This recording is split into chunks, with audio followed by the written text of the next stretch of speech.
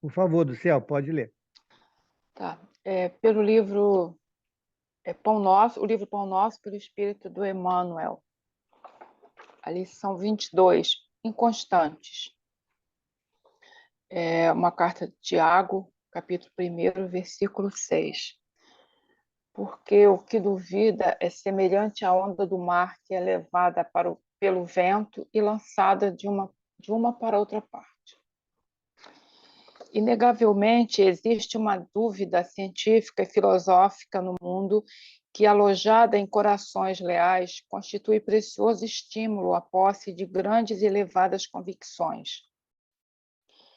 Entretanto, Tiago refere-se aqui à inconstância do homem que, procurando receber os benefícios divinos na esfera das vantagens particularistas, costuma perseguir variadas situações no terreno da pesquisa intelectual sem qualquer propósito de confiar nos valores substanciais da vida.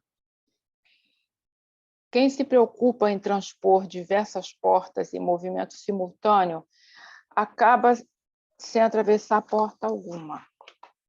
A leviandade prejudica as criaturas em todos os caminhos, mormente nas posições de trabalho, nas enfermidades do corpo e nas relações afetivas. Para que alguém ajuize com acerto com respeito a determinada experiência, precisa enumerar quantos anos gastou dentro dela, vivendo-lhe as características. Necessitamos, acima de tudo, confiar sinceramente na sabedoria e na bondade do Altíssimo, compreendendo que é indispensável preservar com alguém ou com alguma causa que nos ajude e edifique. Os inconstantes permanecem figurados na onda do mar, absorvida pelo vento e atirada de uma parte para outra parte. Quando servirdes ou quando aguardares as bênçãos do alto, não te deixes conduzir pela inquietude doentia. O Pai dispõe de inúmeros instrumentos para administrar o bem e é sempre o mesmo Senhor paternal, através de todos eles. A dávida chegará, mas depende de ti, da maneira de procederes na luta construtiva, persistindo ou não na confiança, sem a qual o divino poder encontra obstáculos naturais para exprimir-se em teu caminho. É isso. Obrigado, do céu. Alguém gostaria de comentar a lição? Eu achei muito interessante a comparação que Emmanuel faz com relação à condição do barco na maré, né? Se o barco não tem força para tocar o motor e fica à deriva, ele fica a sabor da maré. Ou seja, para onde a maré empurrar ele, ele vai. Pode chegar numa praia segura, como pode ir bater nas rochas. Então, é mais ou menos assim a nossa vida. Nós temos que ter um impulso da vontade. Temos que ter o rumo a seguir. O oceano da vida é um espaço imenso, que cabe tudo. Mas aquele que tem foco, aquele que tem um direcionamento, ele sabe para onde vai. Então, eu fiz essa relação, né, quando Emmanuel comentava sobre a lição. Quanto é importante nós darmos um rumo seguro ao nosso barco da vida. Não nos deixarmos à deriva, sob o sabor dos gostos de terceiros, a conduzir os nossos passos. Temos que saber para onde queremos ir. Temos que ter a solidez dos nossos valores, das nossas conquistas, das nossas propostas, das nossas verdades, porque serão elas que vão nos sustentar na jornada e que vão nos permitir decidir quando estivermos diante de uma determinada escolha a fazer, né? São esses elementos que vão nos ajudar a decidir.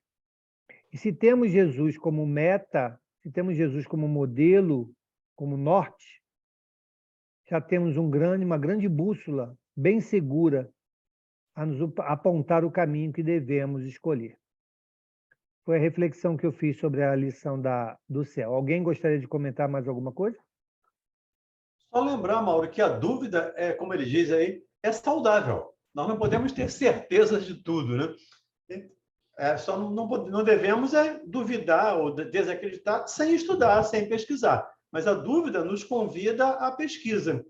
Então, quando eu tenho dúvida, paro, pesquiso, sem fazer juízo de valores. Porque normalmente o que a gente faz é fazer um juízo de valores antes de pesquisar, antes de conhecer. Perfeito. Mais alguém? Fala, Silvânia. Oi, boa noite. Boa noite. O que me chamou a atenção foi a confiança em Deus, Mauro.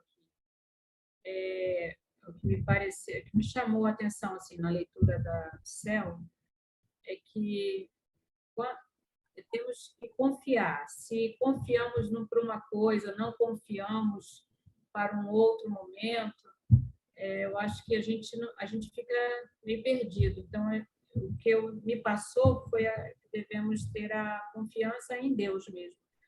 E se tivermos essa confiança, conseguiremos alcançar as coisas que precisamos alcançar. Foi o que me passou, tá?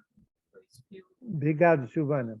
Mas essa confiança, ela precisa ser consciente, né? Ela precisa ser alicerçada. Alicerçada, obrigado, a palavra é essa. Alicerçada sobre fortes colunas do conhecimento, né? Porque é ela que vai, de fato, no momento da dúvida, como o Valdemir nos trouxe, né?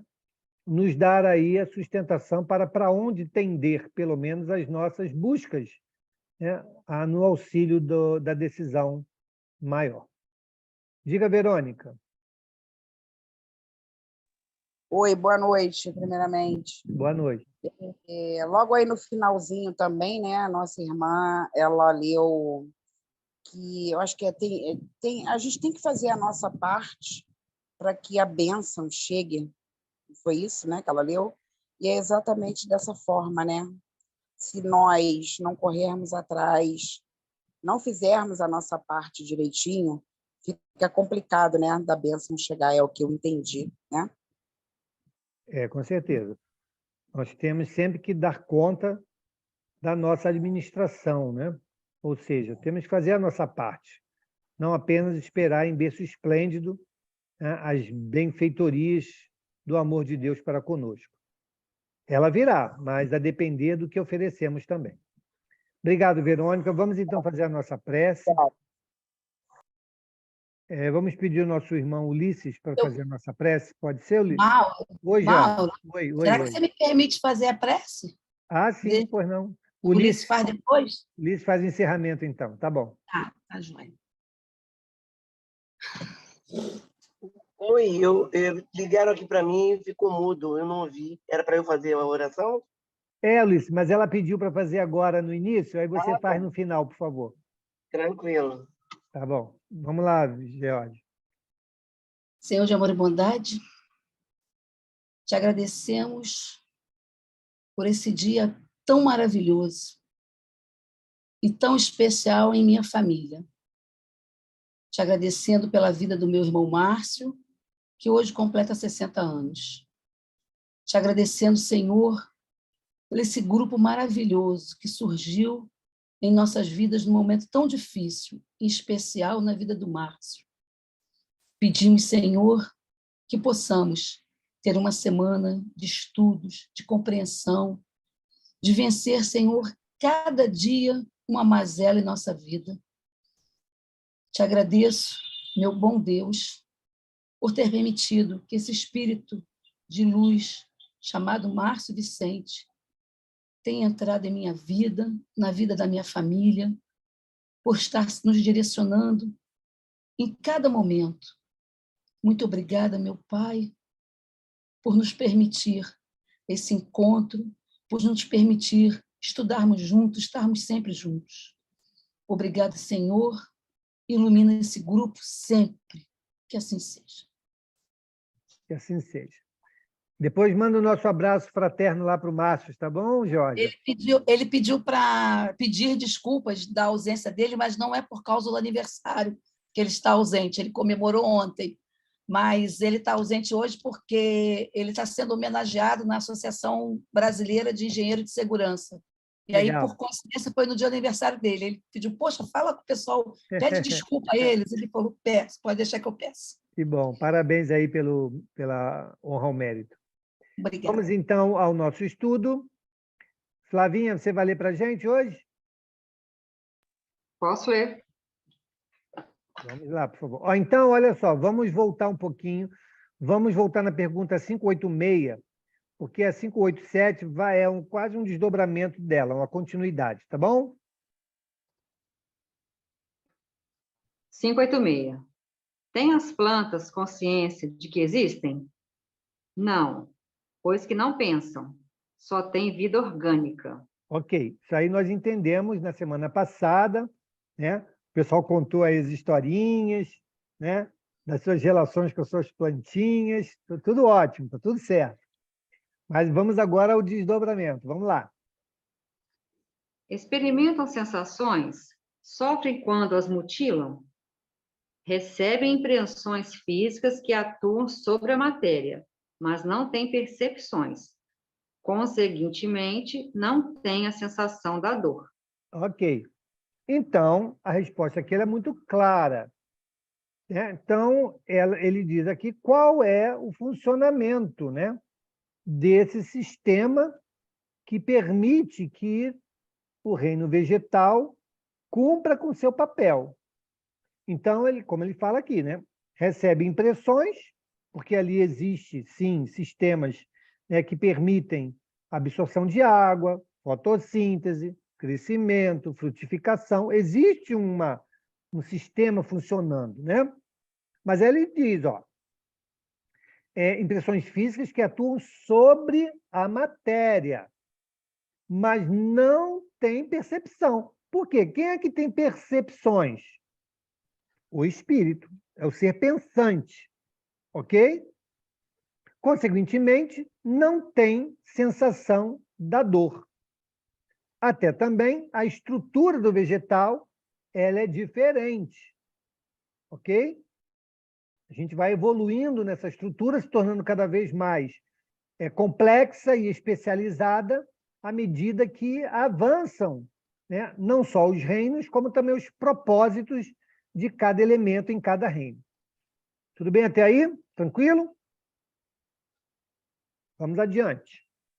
588. Independe da vontade delas a força que as atrai umas para as outras? Certo, porquanto não pensam. É uma força mecânica da matéria, que atua sobre a matéria, sem que elas possam a isso opor-se. Ok, perfeito. Então, quando nós vimos, né, que existe, e a gente ouve muito isso, existe dentro da espiritualidade espíritos responsáveis pela condução desses elementos estruturais. Está aqui a resposta. Ok? É uma força mecânica da matéria que atua sobre a matéria, sem que elas possam a isso opor-se.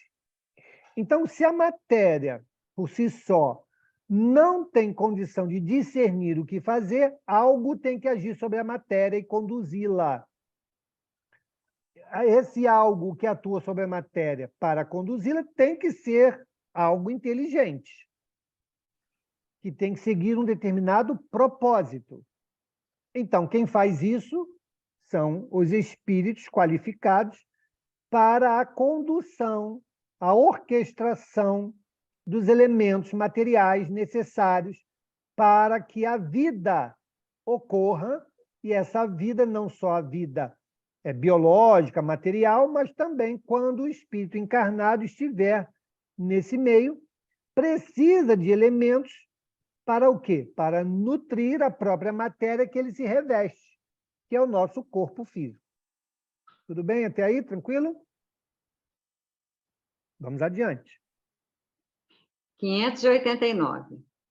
Algumas plantas, como a sensitiva e a dionéia, por exemplo, executam movimentos que denotam grande sensibilidade e, em certos casos, uma espécie de vontade, conforme se observa na segunda, cujos lóbulos apanham a mosca que sobre ela pousa para sugá-la, parecendo que urde uma armadilha com o fim de capturar e matar aquele inseto.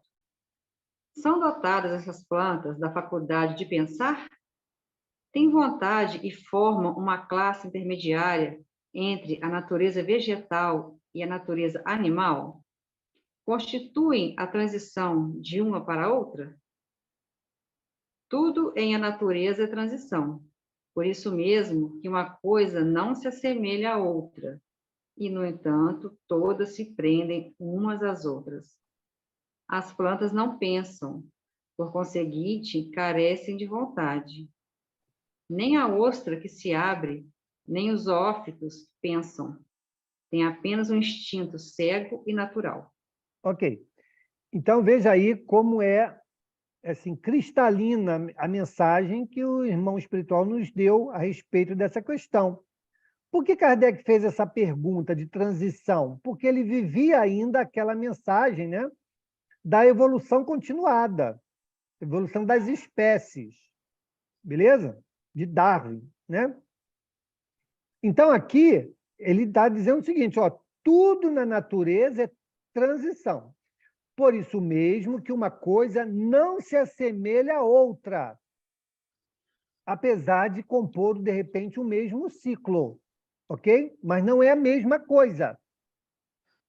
Então, a grama esmeralda é classificada como grama, mas não é igual à grama São Carlos, que não vai ser igual à grama amendoim, mas tudo é grama, mas tem características diferentes. E a grama esmeralda nunca vai ser a grama São Paulo, e a São Paulo nunca vai ser a grama amendoim. Então, ele está deixando bem claro aqui. Aí ele diz, e, no entanto, todas se prendem umas às outras. As plantas não pensam, por conseguinte, carecem de vontade. Então, tem lá aquela planta carnívora, que é a dionéia, né? Planta carnívora, tocou lá, ela fecha. Ação puramente mecânica. Com certeza existem na estrutura desta planta sensores que estimulam o movimento mecânico. Assim como muitos de nós devem ter brincado bastante, né, com a dormideira. Né? A gente passava o dedinho lá, ela fechava as folhas. Então ela está sentindo cócegas? Não, é uma estrutura, ok? Que esta planta específica possui, ok? E ele continua, ó, nem a ostra que se abre, nem os zoófitos pensam. Tem apenas um instinto cego e natural. Então, vamos lá. No caso aqui dos vegetais, esse instinto, a gente vai ver mais abaixo do que como ele vai se referir a esse instinto. Esse instinto cego e natural, ele é estimulado, com certeza, por uma força ou por uma lei que desconhecemos, que leva esses elementos a esse comportamento. Ok? Não diz lá, o pássaro, né, Deus provê, não tem essa mensagem que Deus provê? Que o pássaro não colhe, mas Deus provê lá o alimento. O vegetal também tem que ser provido. Se foi criado este vegetal com esta característica, ele tem que ser provido de alimentos. Então, quando o inseto vai lá, né, porque ele tem uma enzima lá, um óleo, que atrai esse inseto ali para dentro, então, quando ele bate ali, há esse estímulo mecânico, aquela concha se fecha, aquela estrutura se fecha, e ele vai morrer ali dentro, vai se decompor e vai ser alimento da planta. Ok? Mas a planta não fica ali, hoje eu vou comer uma varejeira, opa, que beleza, hoje vai ser um pernilongo, não, hoje eu estou afim aí de um mutum. Não, né? O que bater ali, ela vai consumir. Diga, Verônica. Mauro, Diga. Eu sempre tive muita dificuldade nessa parte do estudo, né, com as plantas, os vegetais. Sempre tive muita dificuldade. Porém, deixa eu te fazer uma pergunta. Todos conhecem, obviamente, aquele livro, né, Violetas na Janela, que a Patrícia, ela, não sei se foi o pai, acho que ela se comunicava com o pai através daquela planta, ou a mãe, não me lembro bem. E o que eu te pergunto? Qual a nossa relação, por exemplo, uma planta que ela já está, bem dizer, vamos dizer, morta, não tem mais jeito. Até aconteceu comigo, porque a minha mãe, quando desencarnou, ela tinha uma roseira, e a roseira era pequenininha. Então, devido a todo mundo estar meio doido com o desencarne, esquecemos dessa roseira no canto lá do quintal. E a minha mãe tinha, assim, era amor demais pelaquela roseira. O que eu fiz? Eu não desisti da roseira, trouxe para minha casa, e o meu marido falava que não ia pegar, que era melhor que eu jogasse fora, que ia me trazer mais sofrimento, mas eu insisti e falei que não, que ela ia florescer. E não deu outra. Passados uns meses, ela reviveu. Então, a minha pergunta é, como eu te disse, né, que eu tenho muita dificuldade com minha parte, qual a nossa relação quanto a isso que eu te falei, Mauro? Então, Verônica, olha só, nós já conversamos na semana passada a relação vibratória, né, que podemos, sim, influenciar e até, muitas das vezes, estimular ou criar uma situação de maior dificuldade para tudo que é sensível ao fluido. Então, o vegetal é sensível ao fluido? Então, o nosso fluido pode, sim, influenciá-lo. No caso que você nos trouxe aí, com certeza essa roseira tinha condições ainda de florescer. E aí, colocada em ambiente propício, ela floresceu. Se os elementos mecânicos, estamos vendo aqui, né? Os elementos mecânicos da vida para o vegetal estiverem presentes e esse vegetal ainda tiver condições de reabsorver esses elementos, de tocar, né, a sua vida biológica, ele vai florescer. Agora, se já não tivesse mais condições, dificilmente ela floresceria. Entende? Estamos acabando de ver exatamente essa situação aqui, né? Tem gente que fala assim, tem planta que pega de galho, né? Quebra um galinho lá, vai lá, planta e vira uma árvore. Tem outros que não, só pega da semente. Tem outros que não, só pega de muda. Então, são características diferentes de cada planta, de cada vegetal, né? E aí, sim, nós fazemos isso com amor, com carinho, vibrando, né, positivamente, para que aquilo que nós estamos fazendo dê certo, nós estamos botando um ingrediente a mais. Tem gente que fala assim, não, fulano é boa, a mão dela é boa para plantar, né? Porque tudo que ela planta dá muito certo. Ok, tem outras pessoas que não têm essa mão boa, né? Então, é mais ou menos isso. Ou seja, existe o elemento fluídico, sim, é uma verdade, mas existe um outro elemento muito mais importante nessas estruturas, que são as condições materiais, biológicas, para que aquele elemento possa encontrar aí condições de viver. Tá bom? Ô, Mauro, rapidinho, eu botei na minha cabeça que essa roseira reviveu porque era minha mãe que estava me dando um sinal de que ela estava perto de mim. Eu botei isso na minha mente, tá? Tudo bem, aí é uma criação sua. Uma construção sua. Então, eu botei na minha cabeça assim, que se a planta revivesse, florescesse, que seria minha mãe que estava me dando esse sinal. E eu não consigo tirar isso da minha cabeça. E isso continua comigo até hoje. Você acha? Mas porque você criou essa relação.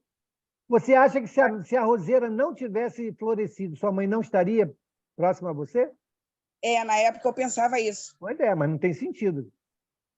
Eu pensava dessa forma. Você criou uma hoje, condicionante. Não. Você criou uma condicionante, mas que doutrinariamente não tem embasamento. Tá. Tudo bem. Tudo Obrigado, bem? tá? Mais alguém?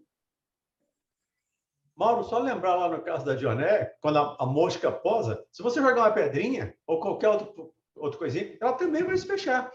É uma armadilha que tem ali. Então, se ela pensasse, é uma pedra, essa eu não vou comer. cuspir. Então, vou cuspir. Ela não, cai uma pedrinha, ela fecha e depois ela vai abrir de novo, vai cair outra mosca, enfim. Isso é mecânica da planta. Isso aí. Podemos seguir? Vamos lá, Flavinha. O organismo humano nos proporciona exemplo de movimentos análogos, sem participação da vontade, nas funções digestivas e circulatórias. O piloro se contrai ao contato de certos corpos, para lhes negar passagem. O mesmo provavelmente se dá na sensitiva, cujos movimentos de nenhum modo implicam a necessidade de percepção e, ainda menos, da vontade. Ok. Então, a gente vê na nossa estrutura mais animalizada, no nosso corpo, né, existem ali funções exatamente igualzinho, entre aspas, tá bom, gente? Exatamente igualzinho, entre muitas aspas. Muito parecido com o que nós enxergamos aí nos exemplos que foram dados aí dos vegetais, né? São coisas lá, né, que tem um certo automatismo, que não precisa da minha decisão. Vai lá, faz isso, vai lá, faz aquilo. Não, existe já um processo autômato, né, acontecendo aí para a manutenção da vida. Tudo bem? Vamos adiante. Não haverá nas plantas, como nos animais, um instinto de conservação que as induza a procurar o que lhes possa ser útil e a evitar o que lhes possa ser nocivo? Há, se quiserdes, uma espécie de instinto, dependendo isso da extensão que se dê ao significado desta palavra. É, porém, um instinto puramente mecânico. Quando, nas operações químicas, observais que dois corpos se reúnem, é que um ao outro convém, quer dizer, é que há entre eles afinidade. Ora, a isso não dais o nome de instinto. Ok. Então, está aí bem explicadinho, né? Então, as plantas, né? E a gente falou aqui anteriormente, né? Os animais são estruturas mais complexas, ok? Os vegetais, mais simples. E isso vai de acordo com o momento, com a necessidade, né? E o propósito de cada estrutura dessa.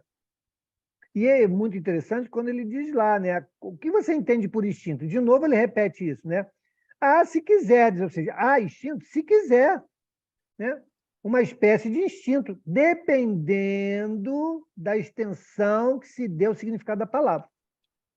Porque para os espíritos, cara, olha só, nem tudo é instinto. Você deu o exemplo aqui da química, né? Tem lá a atração química, né? Que tem leis que já foram reveladas sobre essa atração, né? Química entre os elementos, e isso você não chama de instinto. Né? Mas existe ali a atração, né? Então, veja bem que existem leis, né, muito segregadas que cuidam do que é material, daquilo que é atração, não tem nada de espiritual.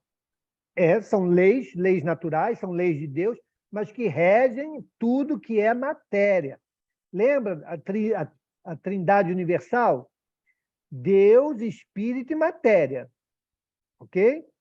Então, as leis da matéria não regem as leis espirituais e vice-versa. Então, aquilo que é relevante ao espírito não se miscui com o que é da matéria. Tudo bem? Então, são coisas distintas, muito bem separadas. Beleza? Podemos seguir? Vamos nós. Nos mundos superiores, as plantas são de natureza mais perfeita, como os outros seres? Tudo é mais perfeito. As plantas, porém, são sempre plantas, como os animais, sempre animais, e os homens, sempre homens. Perfeita essa resposta. Então, de novo, né, gente? teve algumas coisas que Kardec não bateu martelo. Uma delas é em relação, dizem alguns, para mim ele bateu o martelo, tá? Mas uns dizem que ele deixou em aberto sobre essa questão do processo evolutivo do espírito até chegar à condição dominal. Então, aqui essa é uma das respostas categóricas da doutrina espírita. Aqui não tem achismo, não tem interpretação. Ele diz o seguinte: nos mundos superiores, as plantas são de natureza mais perfeita como os outros seres? Resposta: tudo é mais perfeito. As plantas, porém, são sempre plantas, nos mundos superiores. E lá, de novo, eu sempre cito essa citação do Erasto, né? Lá, quando vai se falar no Livro dos Médiuns sobre evolução, sobre a mediunidade dos animais, é falado exatamente sobre os mundos superiores. Os mundos felizes, os mundos ditosos. Existem lá animais? Eles dizem sim. Só que os animais interagem, participam, facilitam a vida do homem muito mais do que vocês entendem hoje, ou possuem hoje. Então, se nós partíssemos do princípio, muitas pessoas assim defendem, e eu entendo e respeito, que o espírito com E maiúsculo, que encarna na condição de hominal, viesse dessa fieira, com certeza, nos mundos superiores, nós não teríamos mais essas estruturas.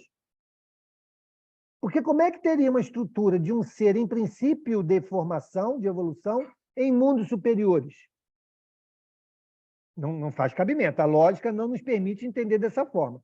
Então, aqui ele dá essa resposta. Ele diz, as plantas serão sempre plantas, os animais serão sempre animais, e os homens serão sempre homens, como estruturas bem definidas e com objetivos bem definidos na criação. Ok? Então, o pessoal que diz aí que veio da samambaia, que foi vaca e hoje é cantora, precisa estudar um pouco mais. Tá? Não foi essa a trajetória, com certeza. Beleza? Vamos adiante? Alguma pergunta? Vamos nós. Os animais e o homem. Se, pelo que toca à inteligência, comparamos o homem e os animais, parece difícil estabelecer-se uma linha de demarcação entre aquele e estes, porquanto alguns animais mostram, sob esse aspecto, notória superioridade sobre os certos homens. Pode essa linha de demarcação ser estabelecida de modo preciso? A este respeito, é completo o desacordo entre os vossos filósofos.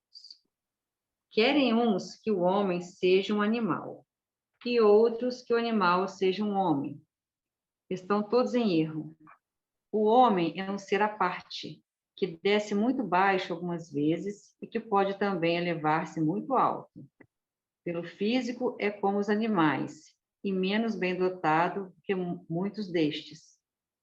A natureza lhes deu tudo o que o homem é obrigado a inventar com a sua inteligência, para a satisfação de suas necessidades e para a sua conservação.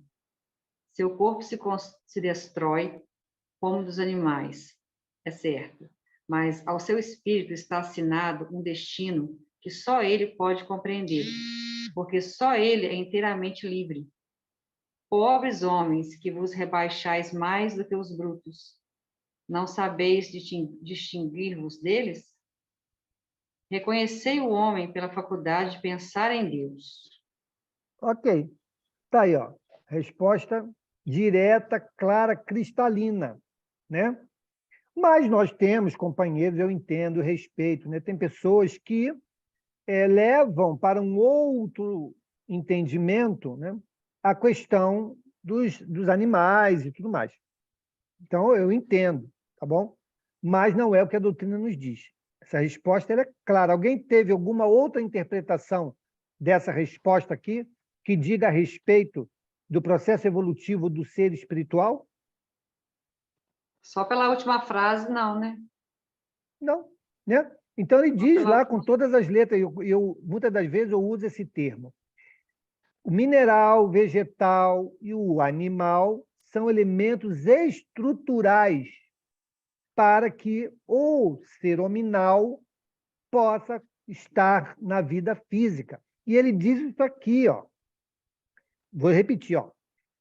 A este respeito, é completo o desacordo entre vossos filósofos. Então, ninguém está certo nessas propostas.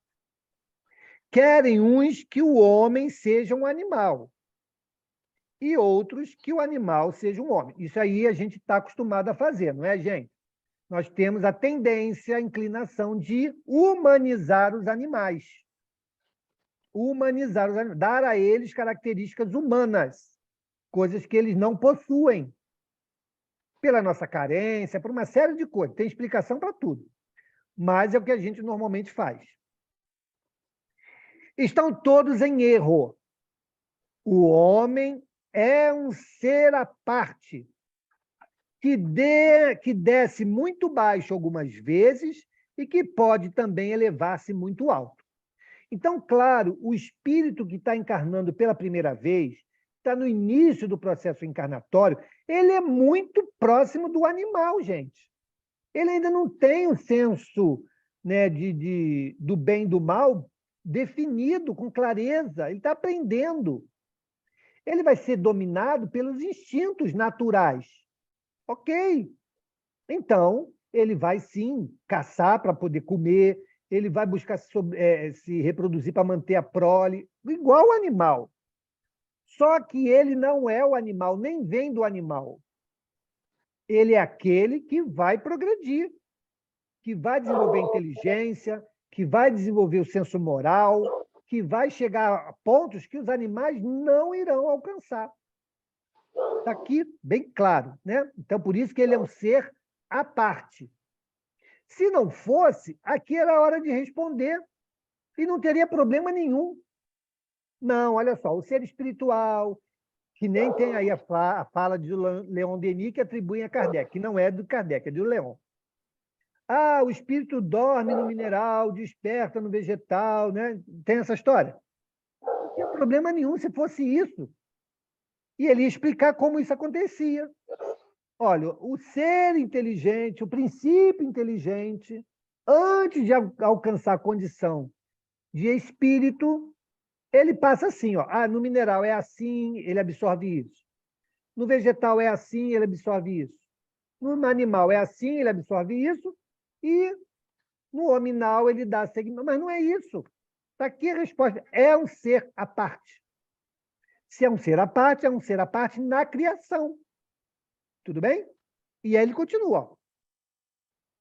O homem é um ser à parte que, desde muito cedo, algumas vezes, e que pode, talvez, elevar-se muito alto. No caso, lá, quando alcançarmos a condição de puros, vamos nos elevar muito alto. E os animais continuarão fazendo o seu papel. Pelo físico, é como os animais. Claro, o nosso corpo físico tem a mesma biologia dos animais. Tanto é verdade que quem faz uso aí da homeopatia tem elementos que saem dos 3 reinos, mineral, vegetal e animal, para tratamento do corpo físico do homem. E tem seus efeitos salutares.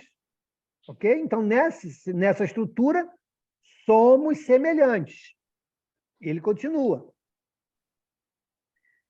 A natureza lhes deu tudo o que o homem...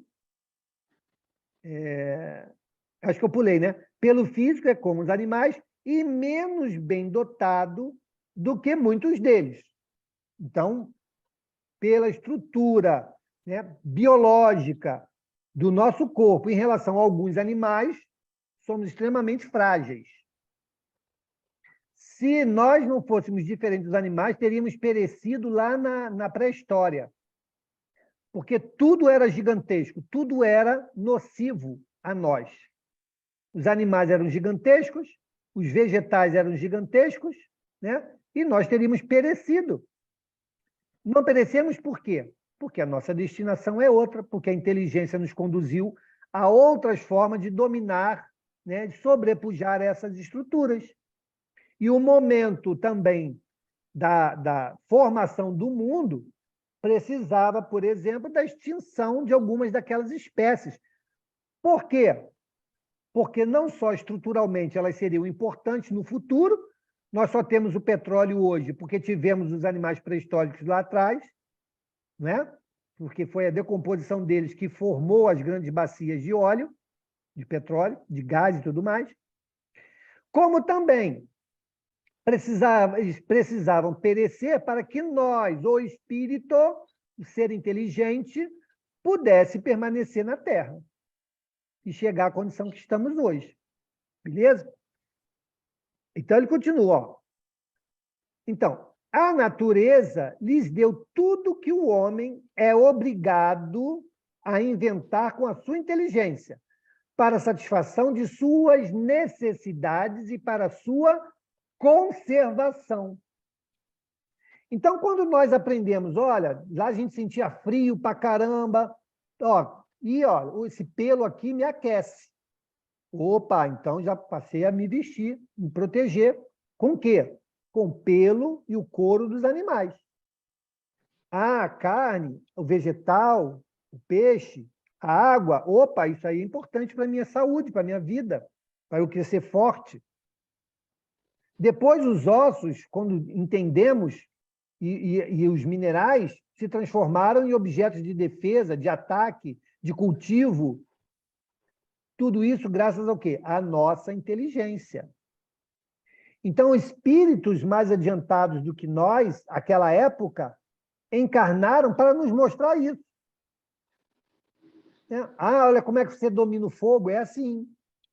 Se você botar a carne no fogo, vai ficar mais macia. Se você fizer isso, fizer aquilo, você vai ter uma condição melhor. Quem ensinou isso?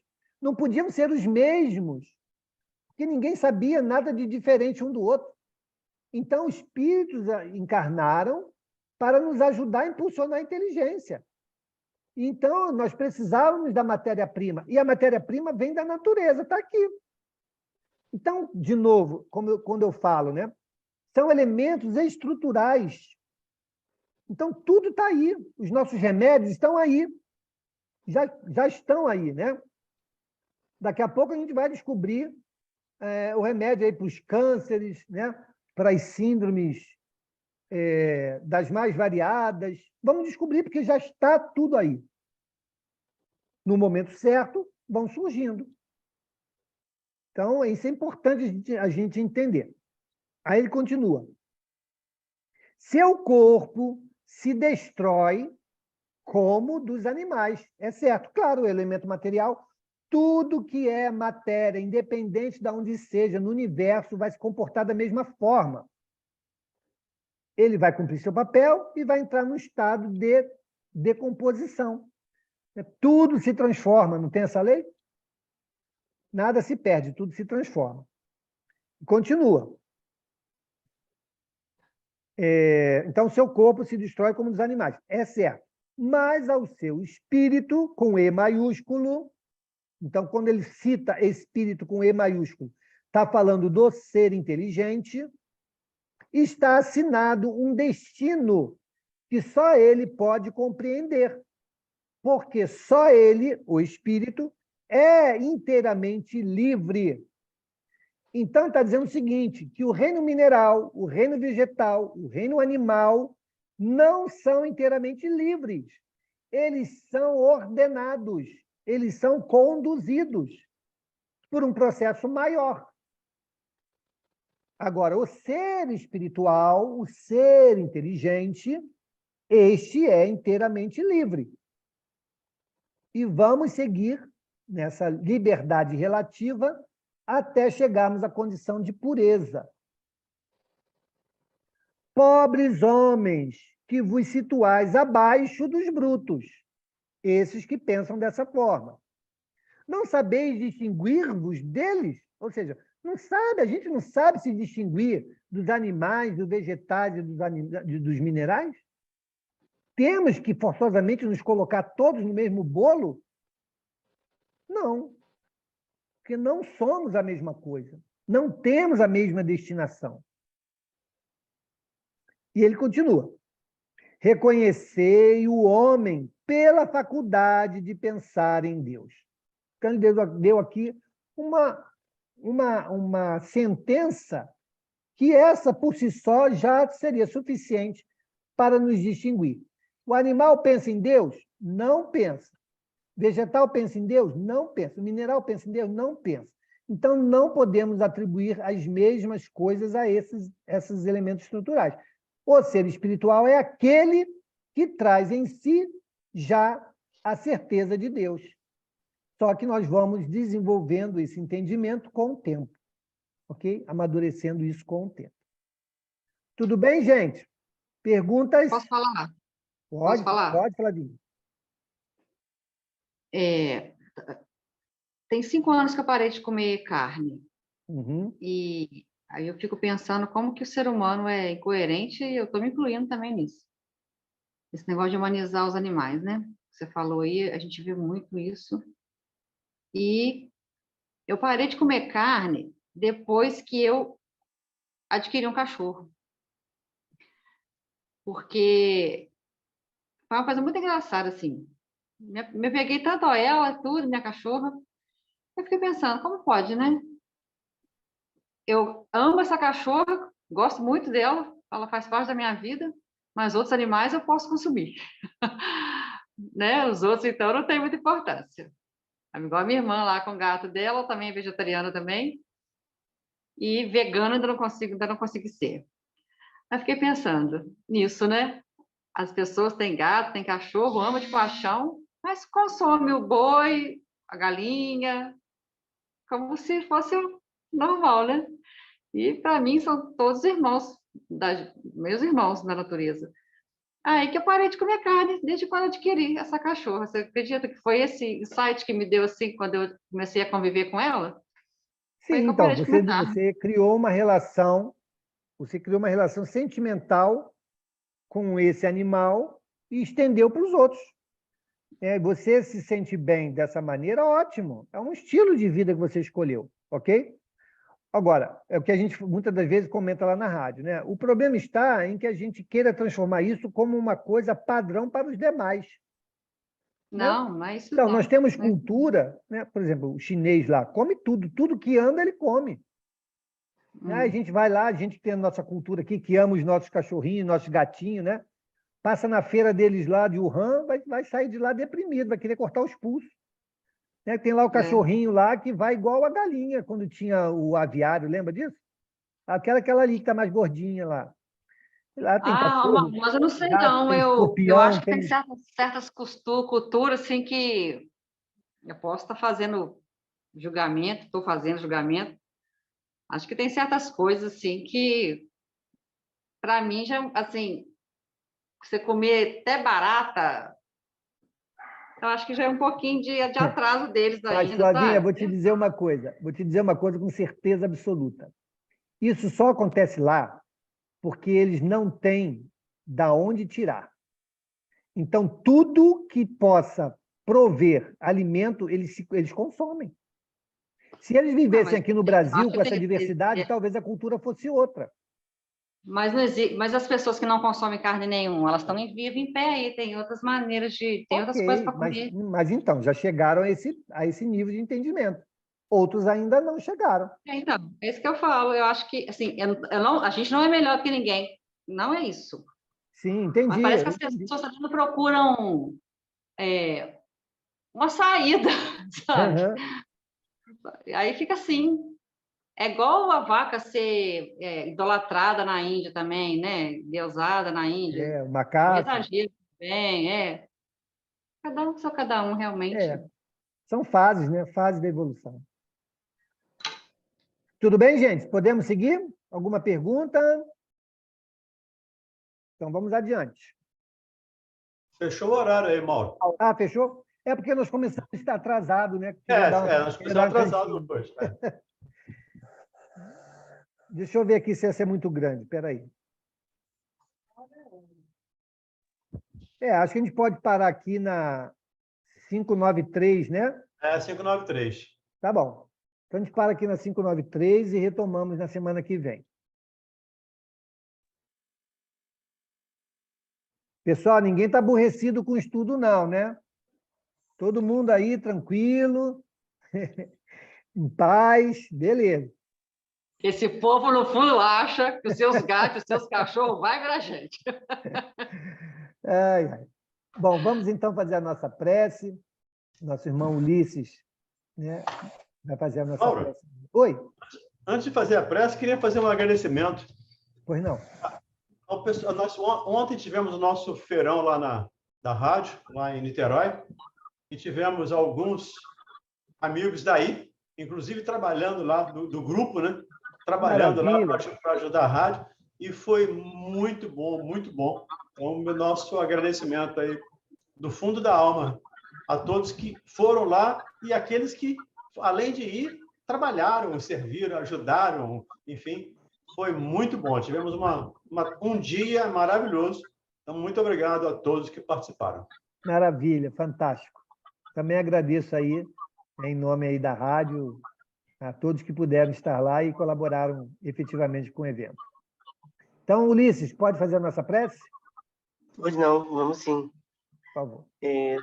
Senhor Jesus, nosso exemplo maior, que comanda sempre e nos protege nesses nossos encontros, para que não tenha nenhuma perturbação, para a gente poder assimilar melhor as palavras que são passadas através do Mauro, do Valdemir, e das perguntas que são importantes para nós. Eu peço ao Senhor que o Senhor nos dê uma boa semana e obrigado por esse aprendizado que me vale muito e, com certeza, para todos nós aqui do grupo. Que tenhamos uma boa semana. Graças a Deus. Obrigado, Ulisses. Obrigado, companheiros. Uma semana feliz para todos. Amanhã estaremos aqui no estudo do Evangelho, tá bom? Um beijo grande, até amanhã. Fica com Deus. Até amanhã. Boa noite. Tchau. Boa noite. Tchau, beijo. Boa noite.